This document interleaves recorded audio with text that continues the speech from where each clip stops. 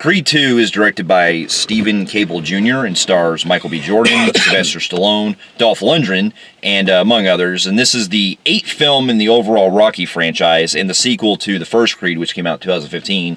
And this one, once again, stars Michael B. Jordan in the title role as Adonis Creed, who is the son of the late Apollo Creed from the original Rocky films. And this time, the story picks up about a few years later after... Basically, Creed gets he actually wins his title after a fight that happens in the beginning, and basically the plot is kind of like a true sequel to Rocky 4, because this time they bring back Ivan Drago from the original Rocky 4, and this time he brings a son in to challenge Creed to a fight. Victor Creed. Not Victor Creed. Yeah, it was Victor Creed. Why would his last name be Creed? Oh, I'm sorry. Victor Drago, my bad. Yeah. Anyway, Victor Drago comes in to try to challenge because they realize in Russia that Creed actually earns his name part of his dad's legacy and everything. So they try to up the challenge, especially after events that happened back in Rocky 4, where if you remember, spoilers, Ivan Drago, his dad, ended up murdering the Apollo Creed. And so basically the film deals with continuing the story with Creed actually questioning himself as a boxer, and also it expands his life with him and his new girlfriend, played by Tessa Thompson. And it also deals with you also get a lot of the story involving with the villains themselves, because in this time you see the reasons why Drago and his son are actually coming back in this. So from the get-go, I was already excited to begin going into this movie. Dude, this is when I heard this was being made and they're bringing the Drago back into it, I do feel like if you're going to close a Creed out completely, this is his greatest enemy. Yeah, it is, definitely. It has to be. It can't go any different or any further. I see people say, well, Clubber, no, this is it right here. Yeah. I mean, they probably might find something around in the future if they make one. I just think this is the perfect villain, and yeah, I was fucking excited for this. And when I saw the trailers, that made me even more. Yeah, hyped. And going a little backstory, I actually do love almost all the Rocky films. Like growing up, I didn't watch them a lot growing up, but I watched them over time, and I've come to really enjoy a lot of them, especially the original film and the second one. But personally, I'm on an entertainment level, I have another one that I kind of identify. I call it the Die Hard with the Vengeance of the franchise. Yeah, that's Rocky 4. Yeah, Ivan Drago. That's something with the at the time with the Cold War, Russia, and them. I know it was over the top, making him like a machine, like Terminator. Yeah. But I mean, it was still like it was so great, man. And it really captured a lot for the '80s too. Like for an '80s like sports boxing film, like it really works on that kind of level. Yeah. But also as a Rocky entry as well. I personally actually liked it more than 3. A lot of people like Clubber Lang and 3 more. I actually kind of like 4 more. Yeah, I'm the same way. But we can all agree that the 5th one was where it pretty much had a hiatus, because it's the only bad one of the franchise. I'm not too fond of. When Rocky Balboa came out, that was when it really got back to its level. And even the first Creed, I'll admit, like I got into, because I finally actually watched it a couple days ago, and I enjoyed it. It's not great, but it's still a good fresh return to form, like how we did with the Rocky series. So I was already kind of excited with this one coming out. And beyond what I've seen, my expectations were fucking way beyond what I thought. And this blew me away. This blew me away. My when I went, after walking out of the theater, this shit went through the roof. This was a damn good fucking movie. My God. This to me, to be honest with you, not counting, the first 5 because they were so close together, as in revamping when like they did with the Balboa, Creed, and this one. I think this is my favorite of the revamps. Yeah, I think this Creed one is the best. This is probably my. I kind of have the first 2 a little bit tied together, or kind of like going back and forth. I'm talking about like the overall franchise. I'm talking about revamp. Well, yeah, revamp is you had a one in 2006. Then you had a revamp with Creed and this one. Well, out of the revamp series, with those 3, Creed 2 is the best. Yeah, I agree with that. It's definitely my favorite. And like to get my pros out of the way, once again, Michael B. Jordan. He completely nails the role. I enjoy him as an actor. Perfect for Creed. He's outstanding in this. Now, I did when I first watched the first Creed, I did have a little bit of problems kind of following with him because he seemed like, he was going. His motivation, I was kind of questioning in the first film. They really bring it up pretty well in this one. They really explore a lot with his character on why he chooses to box and everything, and why his legacy matters. So I like that they really push a lot of the character. I think what happened with Creed, which maybe some of the issues with, is they focus on him and Rocky's relationship, and nothing else really mattered in the movie, which still works. I loved it, but I could see why. On a character standpoint of just him, Creed 2 did it better. Yeah, they actually did a lot better to flesh his character out. And once also as well, Stallone nails it as Rocky. He's so wonderful. You can't ever say he's bad. Except for maybe 5. But this one, he really brings his A game like he always does. And it's always great to see him crack one-liners too here and there. And it was great to see my favorite villain of all time in Rocky franchise, Ivan Drago, back.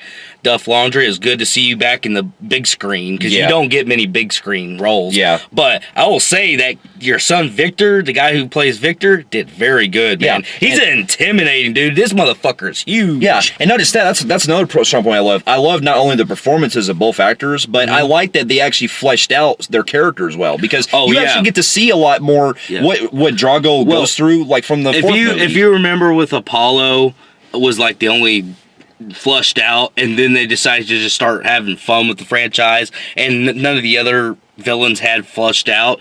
I liked how my favorite one, the Dragos of the franchise, get a flushed out backstory, and not only you get to see what they mean, where they come from with the Russia, where they're in Ukraine and Russia, and it shows the atmosphere of like the still kind of feels Cold War-ish look to it. Yeah, definitely. But you also get kind of a sad side to him. Because Ivan is now thrown out on the streets.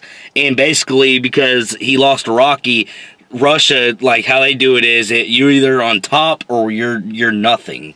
And you kind of feel for Ivan Drago because they live in the slums. And, I mean, he was a dick and killed Apollo Creed. But, I mean, I feel like there's a sense of it's like he had no choice. Yeah, but also and that's why I like what they did. I like that because they really draw out the villain. In they this. do, and I like that they also made it to where his son, he wants to follow his dad's footsteps, and you can see the progression too because he starts out just a guy just doing regular work and stuff, and he wants to actually be a boxer.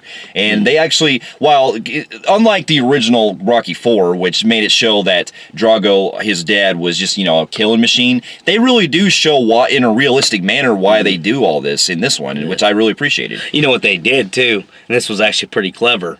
Drago, you remember Drago used machines to become advanced technology to make him strong as he is. They bring up how, and they use it, they really pick at it in 4, where Rocky goes to more street training and more savagey, like where he was carrying logs and running through the snow and all that stuff, and they think that's why Rocky won because he went raw with it. In this one, he goes raw with his son, saying, all right, I'm going to do what Rocky does. You're going to do the same thing too. Exactly. And he trains them raw, and not only that, they had to because they were poor. Well, definitely. So I like that too. And one of my other biggest strong points I like the most is how the story actually progresses a lot with, they do kind of take a similar formula to 4 and a little bit of 2 as well, like the original Rocky 2. But they still show the side of Michael B. Jordan's Creed actually going through why he is a boxer and everything, and you see a lot of his family life too that I got into, that I appreciated as well. I liked they brought his mom more into the story. I did like that. It was actually kind of genuinely nice to see her and Rocky. That's what I'm saying. Had them seen together because you're hinted that the mom was still pissed at Rocky for not throwing in the towel and stuff. I could get that, but I like how they have like a mutual friendship. Yeah, and there's also a plot point that comes up where we're not gonna spoil anything, but there's also a plot going on where a subplot going on where Rocky is having to he's having to. Well, the whole what he's trying to say is he's having trouble saying it. The whole movie is basically like Rocky hadn't spoken to his son in over 12 years, 13 years, whatever, and it's more like and you see it in films before where like you got two companions talking and working together. One has got its demons, he's got to fight, and then the other one's like, speak to him. You haven't spoken so long, and then it builds up to that. And the whole movie, you see Rocky kind of like scared to call his son, and then like I'm not gonna spoil anything, but like building up the courage. Yeah. Just like Creed has got to build up his courage to fight Victor. Yeah. So it's like two people having to have courage to do something that they need to do. Yeah, and exactly. I love that and backstory. And I do too. I loved their chemistry is awesome in this film. Absolutely, and also I liked I liked the chemistry in the first film too with him and Bianca, Tessa Thompson's character and everything. Yeah. But they're great here as well. And one of my other biggest strong points I love this movie the most is the fight scene, the actual boxing scenes. Oh my God, all like they gave me on the edge of my seat because they were so intense. Yeah, with the new technology and stuff that they could do with fights and boxing matches, they're able to capture really the brutality that they couldn't capture back in the 80s and 90s. And fuck! Yeah, these fight scenes are brutal. They're raw and they're aggressive. Raw, it's fast. Like basically Victor is everything that his dad was, but combining with Rocky's kind of strength too. Yeah. On top of it, that's what makes Victor even more powerful. That's what I'm saying. That's why I really appreciate it with because he has no fucking bars hold. But I appreciate that they also at the same time don't go over the top where he's doing some like outlandish shit. That, he goes but he still fucks his world up, man. And you God can, they're dead on even. Like Creed's struggling so much and trying to find a weak point and everything and trying to stop him, and shit goes down pretty bad. Yeah, there's some bad shit that happens in this film. I'm not going to tell you, but I mean, God, man, and some of the fucking punches and stuff sounded painful. Yeah. Fuck, man. I was like, ugh.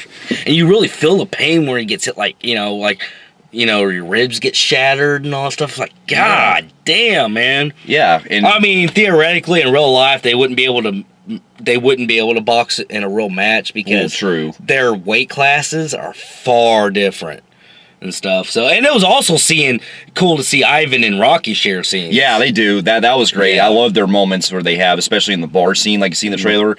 He's like, where he first walks in there and he sees, "You don't have any pictures of me." Oh, he goes in. He goes into Rocky's restaurant. Yeah. I like that part. And then he taunts him about Apollo throughout this film, which was cool. Yeah. Like the party goes, "Nice picture," and it was Apollo right there. Yeah. And yes, we do get a scene where the Drago Ivan makes a comment about Apollo to Adonis about his dad. He said some fucked up shit. Yeah, it's pretty messed up. Yeah, I was like, man, you're a fucked up piece of shit. Yeah. But later in the film, which really surprised me, I'm not going to tell you the ending. This is really like, I mean, yeah, it's going to have a typical ending, but there's something they also do that I feel like they closed the series out. They did, absolutely. And this shit was so fucking emotional. And it actually is a heartwarming thing because we didn't bring up in our review, which you could see in the trailers. Yes, he has a kid. Yeah, he does. That's what we'll get to just a little bit of my kind of, like, not really a con, but just kind of like something I noticed about the actual movie. Yeah. Like you were saying, I love how they end with that because it really shows this is it. There's really no reason to continue after this. Yeah, they actually closed out really perfectly. To be honest with you, out of the whole, even Rocky Balboa had good closure. I think this one really nails the closure. It does. This definitely. one, let's stop now. They ended so perfectly. You had Creed fight his greatest enemy, and it's over. He find peace, and also the Dragos kind of find peace. That's what I'm saying. Yeah, it all comes full circle. Everybody finds peace, and I think that I like this. I did too. Oh, and I'm not gonna spoil this because some might not know, but there's a cameo appearance by somebody. Yeah, I knew and the it's person. The real person too. I knew the person was going to show up because I knew it's in too. the cast. Not everybody knows. But I like that they actually brought that person. I was like, okay, that's pretty cool. Yeah, but I'm not going to bring it up. But now if I really had like any kind of cons, this isn't really much of a con as it is just something I noticed about all the Rocky films with the formula. Yeah, this movie kind of takes some very similar plot points to a little bit of 2 and a little bit of 3 and then a little bit mainly 4. But I still like that they didn't like go at verbatim, like rehashing everything. Yeah, they still kind of did their own thing, like while still acknowledging the events of 4 and stuff, and by still going with the same format. And they do actually. What I appreciate with this too is that they do something in a very ironic way that the 4th film did. that it's especially in the end that I enjoyed. So Yeah. I actually like that. But other than that, I mean, I really don't have much like any flaws really. I mean, other than that, you know, we could have maybe like they. No, really, I can't really think of anything at this time. Yeah, a lot of people would say that maybe we Okay, we have typical. It's if there's really any con, it's really that, you know, it's very, you kind of know where the movie's going, like, because it kind of like it's very. That's kind of hard to avoid with boxing. Yeah, it's a lot of predictable because they use the same type of cliche in a lot of boxing movies. So that's really my only really big con I have. All right, let me see if I got anything. It's not much cons. I would love to have seen more interaction with Rocky and Drago, which I hear they had to cut a lot out because there was intentions that this film was going to lead to an alternative ending that could have spawned more sequels, maybe even brought Rocky back into the franchise again, and which I don't think we need to see anymore. We don't. I like that we ended on the note that it needed to end on. But there were some other scenes key scenes they do have of Drago and Rocky where they kind of like, you know, that they did cut out that I saw that was an early release of deleted scenes. And I noticed they also, which I'm glad they did because a lot of people found this cringy, they did get rid of the thing where the son, even though he does say it in a different tone, but they actually had the part in the trailers, in the last trailer, where he walked up to Adonis, he goes, "I will break you." And that was just kind of just rehashing from 4. So they got rid of that, and then they changed it to where, like he said, you must break him. Yeah.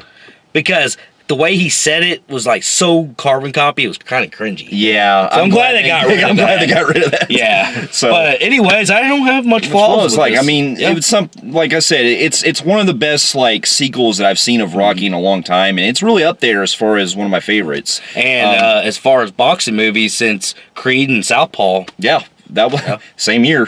Yeah. So with that, I'm giving this a phenomenal grade on the Film Phreeks meter. Yeah, phenomenal grade in Film Phreeks meter. I'm going to find a spot for this in my top 10. Definitely. So, all right, fair enough. And for those of you who have also seen Creed 2 and also the other Rocky films as well, let us know in the comments below of what you thought about it. And if you like what you see here, you can feel free to like, subscribe to our channel, check out some of our other reviews here and our website at filmphreaks.com. And we'll be seeing you in our next review. We'll see you later.